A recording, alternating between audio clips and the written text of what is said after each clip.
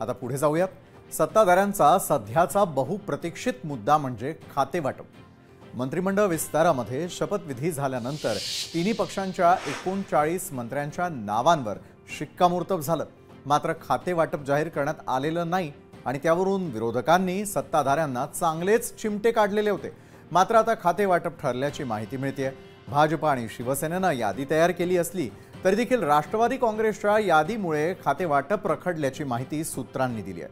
राष्ट्रवादी काँग्रेसकडून यादी सादर झाल्यानंतरच मुख्यमंत्री देवेंद्र फडणवीस राज्यपालांसमोर यादी सादर करू शकतात. खातेवाटपातही भाजपला मोठ्या भावाच्या भूमिकेत गृहनिर्माणसारखं महत्त्वाचं खातं सोडावं लागल्याची माहिती आहे. तर शिवसेनेला नगरविकास विभाग आणि राष्ट्रवादीला अर्थ खातं स्वतःकडे ठेवण्यात यश आल्याचंही कळतंय. दरम्यान काही संभाव्य खातेवाटपाची यादी आता आपल्या समोर येणार आहे आणि त्यावरती आपण एक नजर टाकणार आहोत. तर संभाव्य खातेवाटप काय असू शकतं? यामध्ये भाजपला गृह खातं, महसूल खातं, सार्वजनिक बांधकाम, पर्यटन, ऊर्जा आणि आदिवासी विभाग. पाठोपाठ संभाव्य खातेवाटपामध्ये शिंदेंच्या सेनेला काय मिळू शकतं? नगरविकास, गृहनिर्माण, उद्योग, शिक्षण आणि आरोग्य.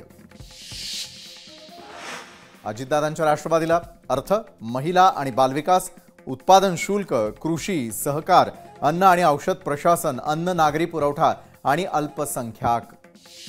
संभाव्य खातेवाटपातही अजितदादांना झुकतं माप दिलं जातंय का, अशी देखील शंका निश्चितच उपस्थित होते.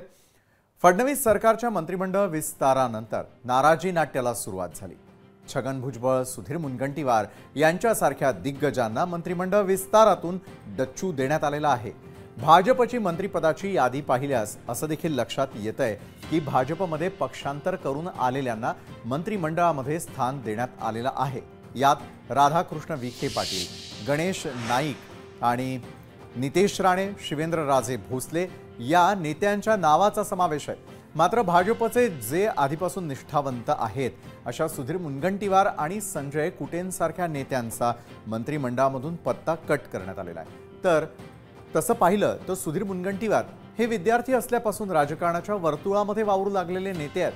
विद्यार्थी दशेपासूनच असताना ते राष्ट्रीय स्वयंसेवक संघाशी संबंधित संघटनांमध्ये कार्यरत आहेत आणि त्यानंतर मुनगंटीवार हे चंद्रपूर शहर भाजपचे पदाधिकारी झाले आणि 1995 पासून 2024 पर्यंत सलग 7 टर्म आमदार म्हणून निवडून आले.